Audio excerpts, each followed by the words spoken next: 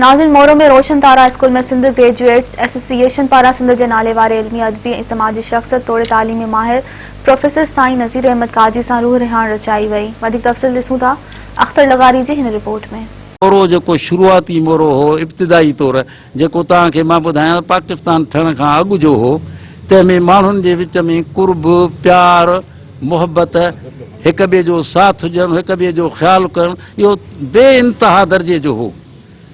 आस्ते आस्ते वक़्तु गुज़रण खां पोइ ख़ुदगर्जी जेॾी महिल आई त पोइ इहा पाकिस्तान जे ठहण खां पोइ शइ आई जेका ख़ुदगर्जी आई हिक ॿिए जे मफ़ादनि ते जेको आहे सो मन थियो। नतीजो कहिड़ो थियो त उन्हनि में जेको तरक़ी हुई उहा जेका मक़सदु हो उहो जेको आदर्श हो तंहिंखे ज़रब लॻी, उनखे ज़रब लॻी। नतीजो तौरु छा उहो पोइ ते हटी वियो। बाक़ी ॿी शइ जेका ही उन जे जाइ ते माना तवंगरी आहे, दौलत आहे, माण्हू जी जेको आहे सो सुखिया माण्हू जेके आहिनि ॾोकड़ पैसो आयो। पोइ हिते मां तव्हांखे हिकिड़ी ॻाल्हि ॿुधायां त हुनजो आहे गोल्ड स्मिथ जो हिकिड़ो शब्द आहे डेज़र्टेड विलेज जो, ill fares the land to hastening ills prey where wealth accumulates and men decay. जिते दौलत जा अंबार थियनि था ऐं इंसानियत वञे थी पस्त थींदी। त असुल जेका अथव त अॻियो मोरो जेको बि हो तंहिंमें रस्ता कचा हुआ, रोशनी जो इंतज़ाम गोला ॿारे कंदा हुआ ऐं तव्हांखे को रस्तो यानी अहिड़ो ख़राबु नज़र न ईंदो। हींअर पका रस्ता ॾिसां पियो ख़राबु लॻा पिया आहिनि ऐं उन दौर जा कचा रस्ता अहिड़ा हूंदा जे हिननि पकनि रस्तनि जी जाइ न आहे। मोरे शहर जो तमामु हिकिड़ो पढ़ियो लिखियो इल्मु अदब सां लॻापियल ऐं पाण कहाणीकार शाइर ऐं तइलीमी माहिर रहियो आहे। ऐं अॼु सिंध ग्रेजुएट एसोसिएशन मोरो शाख जे तरफ़ां असां संदसि मान में हीअ जेका कचहरी प्रोग्राम रचायो आहे उन में इहो आहे त साईं सां वेही कचहरी करे ऐं साईं खां मोरे जे माज़ी बाबति पुछिजे। सिंध ग्रेजुएशन जॾहिं डॉक्टर मोहम्मद सुलेमान शेख साहब सॼी सिंध में ब्रांचूं ठाहिणु शुरू कयूं त ख़ान मोहम्मद पार जे तवसत सां मोरो ब्रांच जेको आहे क़ाइमु थी ऐं मोरो 5 नंबर ब्रांच आहे। ऐं साईं काज़ी नज़ीर अहमद जेको आहे बुनियादी मेंबरनि मां हिकु आहे जिन सिगा ठाही ऐं उनखां पोइ सिगा जे प्लेटफार्म तां केतिरा ई जेको आहे समाजी कम कया। ख़ासि तौर ते तइलीम जो जेको आहे उन हवाले खां साईं यारनि मोरे में Mehran degree college, girls college, elementary college अमली तौर ते साईं यारनि इहो करे ॾेखारियो ऐं उनखां पोइ सिहत जे शूबे में बि तमामु वॾियूं ख़िदमतूं ॾिनूं। हिकु शख़्सियत न पर हिकु इदारो आहिनि, पाण जेको आहे लीजेंड पर्सनैलिटी आहिनि। संदन जेके हर फील्ड में ख़िदमतूं आहिनि, जीअं अवां चयो त हिकु तमामु ज़बरदस्त पाण अदीब, कहाणीकार, शाइर ऐं शाइरीअ में बि वरी मज़ाहिया जेको आहे सो शाइरी पाण कई अथनि ऐं इदारा ठाहींदड़ माण्हू आहिनि। साईं जो जेको हिकिड़ो पंहिंजो रोल आहे उहो एज़ अ कहाणीकार आहे। काफ़ी नौजवाननि खे काफ़ी माण्हुनि खे ख़बर न आहे पर साईं मुंहिंजे ख़्याल में त 15 खां 20 कहाणियूं जेके आहिनि से मूं जेतिरे क़दुरु वञी जाचूं त उहे जेके आहिनि से साईं जूं कहाणियूं लधियूं ऐं उहे कहाणीअ में समाज जो हिकिड़ो वॾो मसइलो, समाज जा जेके मसइला आहिनि उन्हनि ते साईं जो बुखी पिकर वालियूं ऐं पोइ ड्राओ ऐं ख़ुदा बख़्शई ख़ुदा मूर्ति ऐं ही दाग़ कीअं धोबा जेका शहीद आफ़ताब निज़ामाणीअ जी शहादत ते लिखियलु आहे। काफ़ी ॿियूं कहाणियूं आहिनि।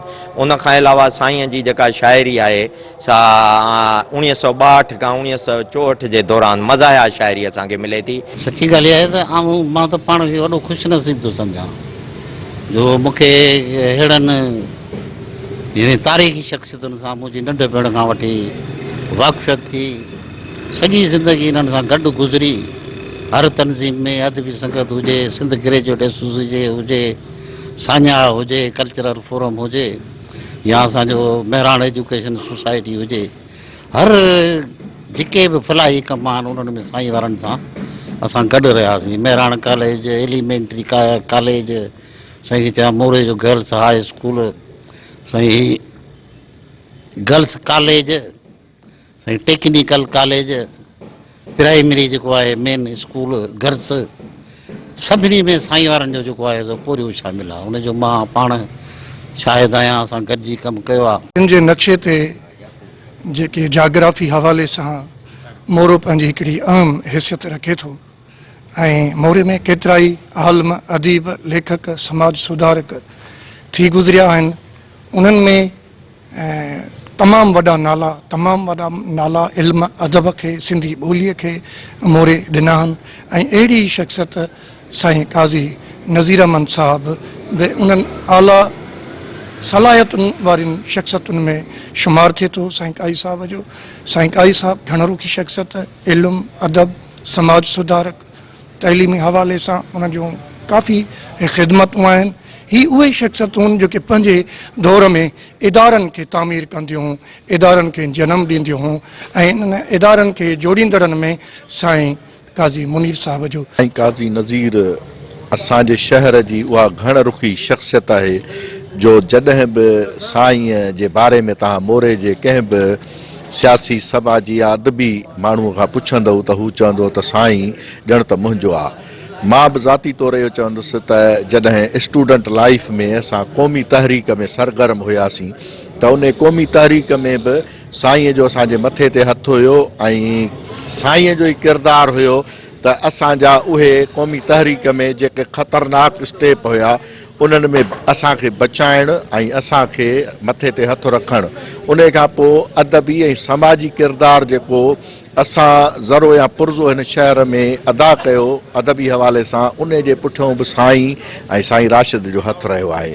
त साईं हिकिड़ी घणपा साईं शख़्सियत आहे जंहिंजा मोरे ते एॾा अहसान आहिनि, एॾा घणा अपार अहसान आहिनि जो जेतिरा ॻणाइजनि ओतिरा घटि आहिनि। पंहिंजा काज़ी नज़ीर साहब जन ते जॾहिं नज़र पए थी त सभु तइलीमी इदारा यादि अचनि था, ॼण गोया के साम्हूं आहिनि असांजे हर का ॻाल्हि। समाजी कमु, तइलीमी कमु निहायत उत्तम आहे। उन दौर जा प्रोग्राम तमामु सुठा हूंदा, असां गॾु हूंदा हुआसीं ऐं अहिड़ा पहिरें ही साॻियो रोशन तारा जॾहिं पुराणी बिल्डिंग में हूंदो उन वक़्त में काज़ी फेज़मम सां जेका साईं जन शाम मल्हाई या उस्ताद बुखारी सां जेका मल्हाई उहा तमामु निहायत मिसाली हुई ऐं इन जहिड़ी मिसाल वरी कोन मिली सघंदा।